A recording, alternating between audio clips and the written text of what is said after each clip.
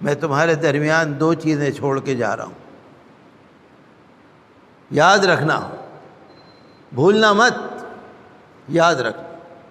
کتاب اللہ، اللہ کی کتاب قرآن ہے۔ ہمارے حضور صلی اللہ علیہ وسلم کو علم غیب تھا،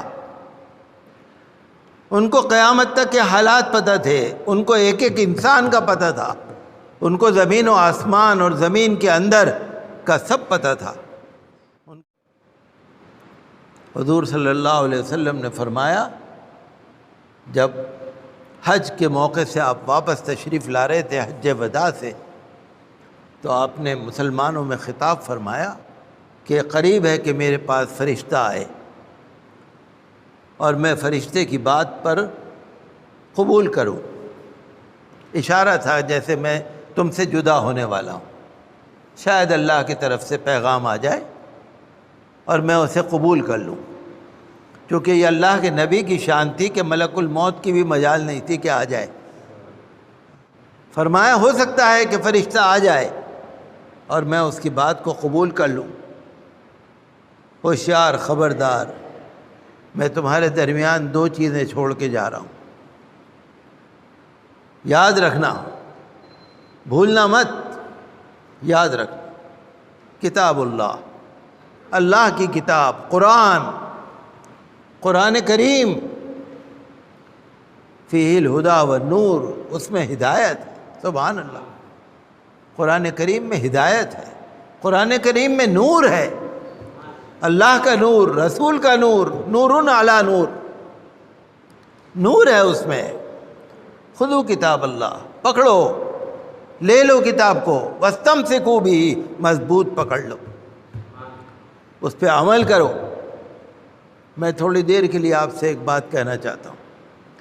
صحابہ کرام رضی اللہ عنہم اجمعین کے گھر میں قرآن نہیں رکھے ہوئے تھے۔ اس زمانے میں چھاپے خانے نہیں تھے، اس زمانے میں کاغذ نہیں تھے، اس زمانے میں لکھنے کا زیادہ لوگ نہیں تھے، ان کے پاس قرآن شریف گھروں میں نہیں تھے، لیکن ان کے سینے میں تھے۔ آج ہمارے گھروں میں ہیں، جب چاہے آپ پڑھ لیں، جب چاہے آپ کی بیوی پڑھ لیں، جب چاہے آپ کی بہن پڑھ لیں، جب چاہے آپ کے بھائی پڑھ لیں، بڑی نعمت ہے۔ قرآن ہمارے گھروں میں رکھا ہوا ہے۔ مسلمانوں، دنیا کی دولت تمہارے گھر میں رکھی ہے، اللہ کی رحمت تمہارے گھر میں رکھی ہے، لیکن ایسا نہ ہو کہ تم پڑھو نہیں۔ رسول اللہ نے فرمایا کہ دیکھو، مضبوطی سے پکڑ لو، ما ان تمسکتم بہ لن تضلوا، جب تک قرآن کو پکڑے رہو گے ہرگز گمراہ نہیں ہوگے۔ آپ نے بہت قرآن کی تعریف بیان فرمائی، شوق دلایا، رغب فیہ، حدیث کے الفاظ ہیں رغب فیہ، ترغیب دلائی، شوق دلایا صحابہ کرام رضی اللہ عنہم اجمعین کو۔ حالانکہ صحابہ کرام تو خود ہی شوق رکھتے تھے۔ آپ کا خطاب جو ہے ہمارے لیے ہے، مسلمانوں کے لیے ہے۔ ہمارے حضور صلی اللہ علیہ وسلم کو علم غیب تھا، ان کو قیامت تک کے حالات پتہ تھے، ان کو ایک ایک انسان کا پتہ تھا، ان کو زمین و آسمان اور زمین کے اندر کا سب پتہ تھا۔ ان کو معلوم تھا کہ مسلمان ایسے بھی آئیں گے جو قرآن کو رکھ کے بھول جائیں گے، گھروں میں چولی جزدان میں قرآن رکھیں گے اور اس پہ جالے لگتے رہیں گے، انہیں جھاڑنا بھی نصیب نہیں ہوگا۔ اللہ کے رسول نے فرمایا، آج جو ہمارے حالات ہیں اسی وجہ سے ہیں کہ ہم نے قرآن کریم کی جو تعظیم ہے اس کو سمجھا نہیں۔ دوسری بات آپ نے فرمائی کہ میرے اہل بیت، جو میرے اہل بیت ہیں، جو ازواج مطہرات ہیں، جو حضور کی بیویاں ہیں، امہات المومنین ہیں، جو حضرت سیدہ فاطمہ زہرا ہیں، جو حضرت مولائے کائنات حضرت علی ہے، جو امام حسن ہیں، امام حسین ہیں، جو آل رسول ہیں، آل محمد ہیں، دیکھو ان کی قدر کرنا، ان سے محبت کرنا، ان کی اطاعت کرنا، ان کی باتوں کو ماننا، ان کے جیسے بننے کی کوشش کرنا، یہ ہے اصل پوائنٹ۔ حضرت فاطمہ کیسی تھی؟